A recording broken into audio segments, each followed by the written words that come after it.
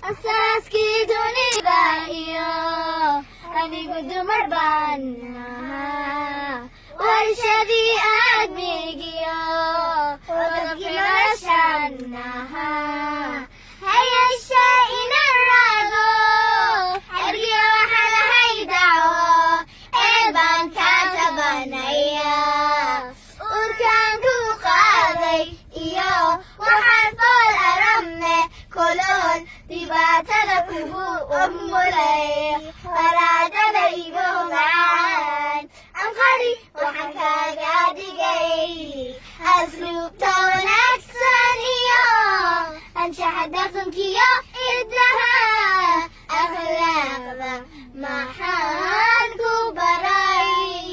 akhlaaqda maxaan ku baray haddaan nasiib darne madfaca korkayga gubay kanigu riday maadiga abaalkii hooyanimo malayska ilowsan yahay axyawaya maadiga barbariya ubadka iyo macalin noloshaan ahaa asaankii taranka iyo qaybigushaan ahaa hayashe inan raago xergiyo waxaan ahay dacwo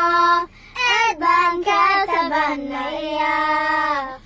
agaasinka reerka hura weliba kuma aadan kayin ololahii calan heerkii qaybtiiga aadane awood anigoon la harin asaygaynaan xigtiyo agoontaynaan la qaho astaahil umaanan lahayn astaahil umaanan lahayn abbaanu nasiib darne madfaca qolkayga gubay kanigu riday maadiga alaybarkii hooyanimo